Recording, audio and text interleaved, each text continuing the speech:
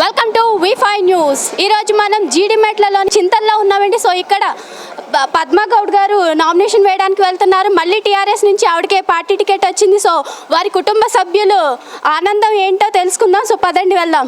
So ఇక్కడ వారి కుమారుడైన విశాల్ గౌడ్ గారు ఉన్నారండి. సో ఆయన ఆనందం ఏంటనేది ఆయన మాటలను తెలుసుకుందాం. నమస్తే. నమస్తే అమ్మా. ఓకే. సో పద్మ గారు మళ్ళీ నామినేషన్ వేయడానికి వెళ్తున్నారు. మీకు ఎలా అనిపిస్తుంది?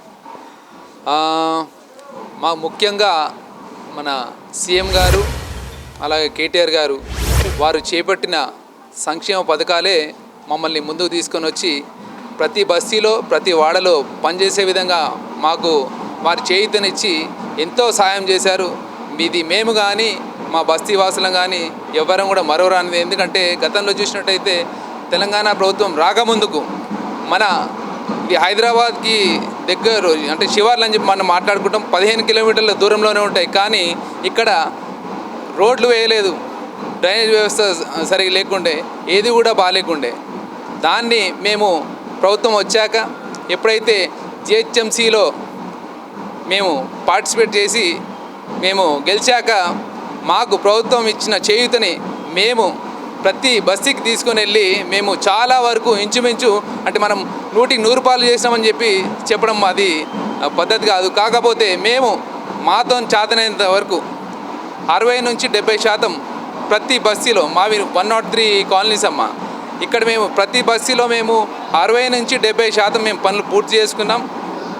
అలాగే మనకు ఈ 2020 సంవత్సరం అందరికి తెలిసిందే, కరోనాతో అందరం బాధపడుతున్నాం. ఇలాంటి సమయంలో కూడా మన రేషన్ కార్డ్ హోల్డర్స్కి 1500 రూపాయలు అలాగే రైస్ కూడా ఇవ్వడం జరిగింది. ఎవరైతే నాన్ రేషన్ కార్డ్ హోల్డర్స్ ఉన్నారో వాళ్ళు టెనెంట్సే కానివ్వండి లేకపోతే రేషన్ కార్డు లేని వాళ్ళు కానివ్వండి వారికి కూడా 500 రూపాయలు కిరాణా కొనుగోలు కోసం అలాగే 12 కిలోల బియ్యం మేము ఇంచుమించు 6600 ఫ్యామిలీస్కి కుటుంబాలకు మేము ఇప్పించగలిగాం మా ప్రభుత్వం ద్వారా. అలాగే మొన్న మనకు అంటే ఈ పెద్ద విపత్తి అంటే ఎవరు ఊహించిన విధంగా వర్షాలు కూడా వచ్చినాయి. కాబట్టి ఇలాంటి వర్షాలు వచ్చినప్పుడు ఏం చేద్దామని చెప్పేసి అందరూ ఆలోచిస్తుండగా మన సీఎం గారు ఎవరు ఊహించిన విధంగా ఎవరు ఆలోచించని విధంగా ఆయన ప్రతి ఇంటికి ఎక్కడైతే ఇనండేషన్ ఏరియాస్ ఉన్నాయో మా కాలువలు ఎక్కువ ఇక్కడ అలాంటి ఏరియాల్లో మన శివారెడ్డి నగర్, వెంకన్నెల్స్, శ్రీనివాస్ నగర్ ఇలా మాకు ఇంచుమించు 19 కాలనీస్ ఉన్నాయి. బాగా ఇబ్బందికి గురయ్యాం.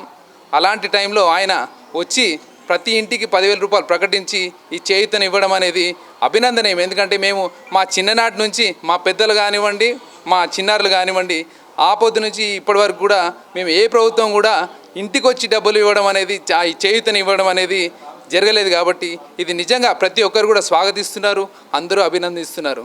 దీంట్లో భాగంగా ఈసారి మనం అనుకోకుండా ఈ త్వరగా ఎలక్షన్స్ రావడం, దీంట్లో అందరికి కూడా మేము ఒక భరోసా సీఎం గారు ఇచ్చిన భరోసా ఏదైతుందో అంటే ఇబ్బందులు ఉన్నప్పుడు కానివ్వండి లేకపోతే బస్తీలో సమస్యలు ఉన్నప్పుడు కానివ్వండి నేను ఉన్నానంటూ కేటీఆర్ గారు మన హైదరాబాద్ని దత్తత తీసుకోవడం రావడం, ఆయనతో పాటు మేము కూడా యువత ఆయన చేయిలో చేయేసి ఆయన అడుగులో అడిగేసి మేము ఈ 150 డివిజన్లలో ఖచ్చితంగా ఈసారి సెంచరీ కొట్టి తీరుతాం. తప్పకుండా మేము ఇది గిఫ్ట్గా ఇవ్వబోతున్నాం.